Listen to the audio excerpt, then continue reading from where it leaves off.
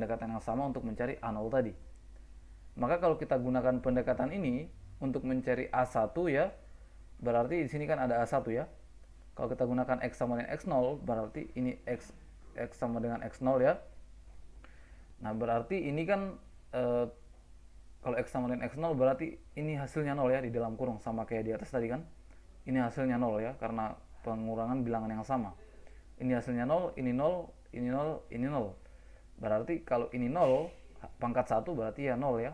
Ini berarti suku ini 0, suku ini juga 0, ini 0, ini 0. Berarti yang tersisa tinggal A1 ya. Nah, berarti kita bisa dapatkan bahwa ternyata A1 sama dengan F aksen X ya. Di sini saya tulis A1 F aksen X. Jadi sekali lagi bahwa pendekatan X sama dengan X0 ini kita masukkan di sini semua. Kita masukkan di F1 aksen, kita masukkan di F2 aksen, kita masukkan di F3 aksen dan seterusnya. Maka kita akan dapatkan nilai A1, A2 dan seterusnya. Nah, untuk A1 berarti kita X sama dengan X0 kita masukkan di sini di F aksen turunan pertama ini. Kita dapatkan nilai A1 di mana A1 sama dengan F aksen X ya. Ini saya tulis di sini. Berikutnya untuk A2, pendekatan ini tadi kita masukkan di sini di turunan kedua. Maka kita dapatkan ini kan berarti 0 ya. Ini juga 0, ini juga 0. Berarti yang tersisa tinggal 2A2. Maka A2 ini kan berarti F double aksen X sama dengan 2A2 ya. Kalau pendekatan ini kita masukkan di sini. Maka untuk A2 sendiri berarti 1/2 kali ini kan, atau ini bagi 2 ya. Untuk cari A2 berarti ini bagi 2 kan, atau saya bisa tuliskan seperti ini, 1/2 kali F double aksen X ya. Berikutnya untuk A3 ya, kita masukkan lagi pendekatan ini tadi ke sini ya. Ini kalau kita masukkan berarti ini kan kita X kurang X0 ya. Nah, di sini kan di sini kan pasti 0 ya. 0. Di sini kan pangkat 1, di sini kan 0, berarti 0 pangkat 1 ya 0.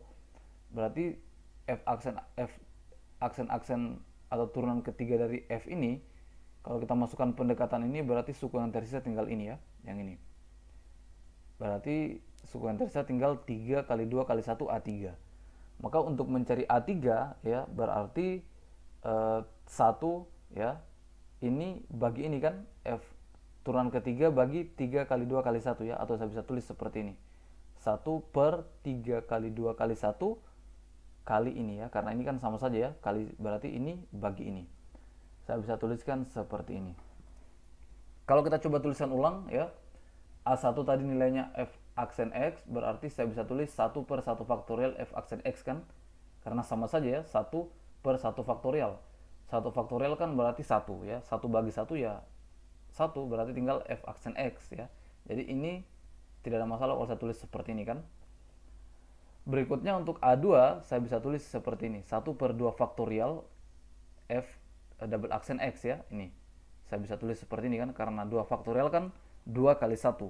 2 kali 1 hasilnya 2, berarti 1/2 sama saja dengan ini. Jadi tidak ada masalah kalau saya tulis seperti ini. Kemudian untuk A3 ya, A3 ini kan sama saya 3 faktorial ya. 3 faktorial kan 3 kali 2 kali 1. Maka saya bisa tulis seperti ini.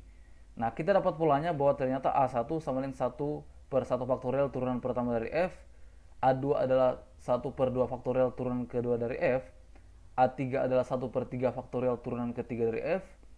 A4 berarti kalau seperti ini berarti A4 kita bisa tentukan ya. Karena kita sudah lihat polanya kan, berarti pasti A4 sama dengan 1/4 faktorial turunan keempat dari F.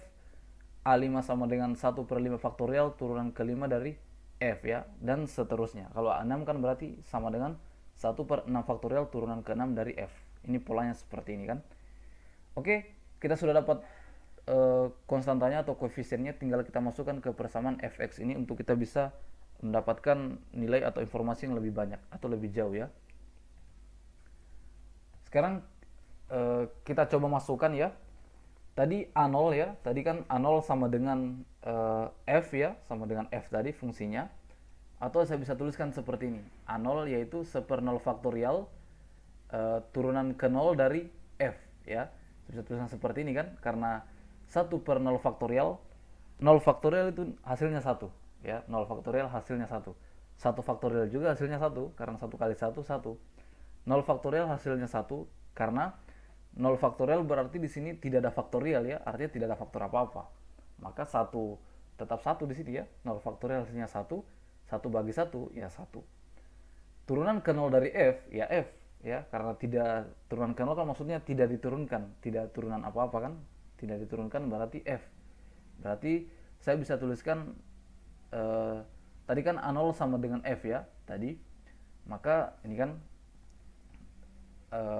A0 kan tadi ini ya sama dengan f fungsinya ya, maka saya bisa tuliskan seperti ini. A0 nya saya ganti jadi f ya, berarti f nya saya bisa manipulasi seperti ini ya, karena ini kan sekali lagi ini 1 turunan ke 0 dari f ya f, berarti suku yang ini yaitu f alias A0 ya. Nah, di sini kan tadi turunannya ya, tadi kita lakukan pendekatan x kurang x0 ya, maka di sini kita harus tulis ini tadi pada keadaan atau pendekatan x sama dengan x0. Nah, ini sebenarnya nilai A0 ya, saya manipulasi seperti ini, nilai A0 kali x kurang x0 pangkat 0, x kurang x0 pangkat 0 ya, tambah A1 nilainya tadi ini ya, kita tinggal masukkan ya 1 per 1 faktorial. F aksen saya bisa ubah jadi seperti ini, df per dx ya, turunan pertama dengan catatan tadi ini ya, atau pada keadaan ini tadi x sama dengan x0 ya, sama semua, kali x kurang x0 pangkat 1 tambah A2 nilainya tadi ini ya, kita masukkan 1/2 faktorial, turunan kedua dari f saya bisa ubah seperti ini ya, 2 kuadrat f per 2x kuadrat sama x kurang x0 kali x kurang x0 pangkat 2 ya. Jadi sebenarnya kita hanya memasukkan persamaan ini A1, A2, A3 di persamaan awal tadi ya. Hanya f aksen saya ubah jadi df per dx, f double aksen saya ubah d kuadrat f per dx kuadrat, ini berarti d pangkat 3 f per dx pangkat 3 ya, dan seterusnya. Saya masukkan di sini jadinya seperti ini.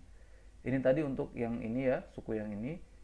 Kemudian untuk suku yang bagian A3 ini berarti A3 kan nilainya ini ya.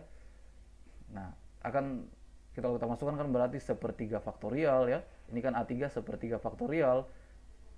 Turunan ketiga berarti D pangkat 3 F per DX pangkat 3 ya. Kemudian kali yang ini ya, X kurang X0 pangkat 3. Dan seterusnya. Ya, jadi tidak ada masalah ya, tinggal kalian masukkan saja A2, A1, A2, A3 di sini ya. Masukkan saja.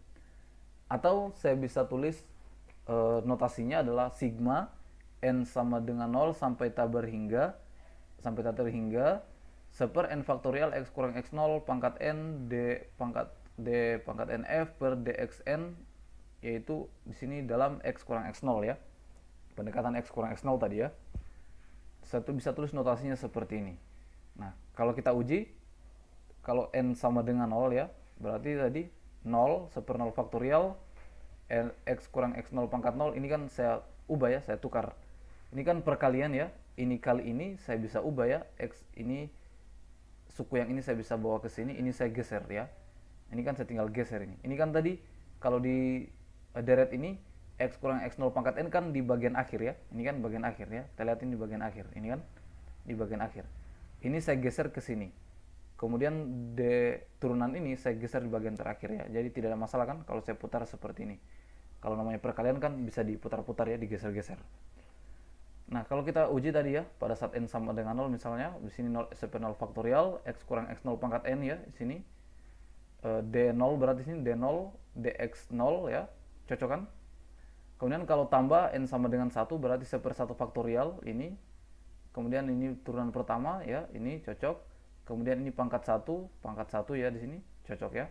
Berarti ini deret ini saya bisa tulis notasinya seperti ini ya. Oke, saya tuliskan ulang notasinya. Fx sama dengan sigma dari n sama dengan 0 sampai tak terhingga 1/n faktorial ya, x kurang x0 n ya, dnf per dxn, ini n ini ya. Ini kesalahan penulisan, ini ya n per x kurang x0. Saya tuliskan ulang ya yang ini. Fx tadi ya, notasinya seperti ini.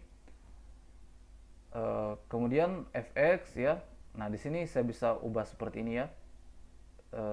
Sigma n sama dengan 0 sampai tambah hingga, ini kan 1/n faktorial kan. kali ya, ini kan jadi kali, bisa saya tulis seperti ini kan tidak ada masalah ya. Ini saya tulis seperti ini kan tidak ada masalah. X kurang X0 pangkat N faktorial dnf per dxn ya, X sama dengan X0 dengan pendekatan atau catatan tadi X sama dengan X0 ya. Tadi untuk mencari koefisien tadi kan kita gunakan pendekatan X sama dengan X0. Nah, inilah yang disebut dengan deret Taylor, atau ini juga sama ya. Ini di atas sama dengan di bawah ya. Ini disebut dengan deret Taylor. Nah, sekarang bagaimana dengan deret Maclaurin? Untuk deret Maclaurin ya, sebenarnya deret Maclaurin itu dari deret Taylor. Tetapi X0-nya itu sama dengan 0 ya. Jadi batasnya tadi atau titik acuan kita meninjau setelah itu ya, seterusnya itu kita mulai dari 0 ya.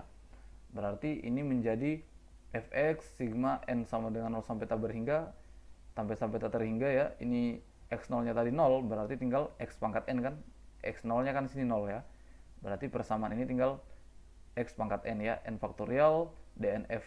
Di sini berarti kan fx ini kan fx ya, kalau x sama dengan x0 sama 0 bisa saya tulis seperti ini ya, 0 per dxn ya. Inilah yang disebut dengan deret Maclaurin ya. Jadi secara umum sebenarnya sama ya, deret Taylor dan deret Maclaurin secara umum itu sama. Nah, tetapi deret Maclaurin nanti hasilnya itu lebih akurat ya, lebih akurat karena kita akan meninjau sesuatu yang kita sudah tahu batasnya ya, maksudnya sebelum area itu kita tahu batasnya. Jadi kita tinggal mencari sisanya. Nah, kalau deret Maclaurin dia kan start dari 0 ya, start dari 0, makanya hasilnya itu sebenarnya lebih akurat untuk deret Taylor. Nah, secara aspek lainnya seperti itu. Oke, mungkin cukup sekian. Nanti kita bertemu di materi selanjutnya. Nanti kita akan coba mencari deret dari eksponensial x, misalnya sin x atau sin theta atau cos theta ya. Dan karena itu juga sering digunakan dalam fisika. Oke, cukup sekian. Kita bertemu di materi selanjutnya.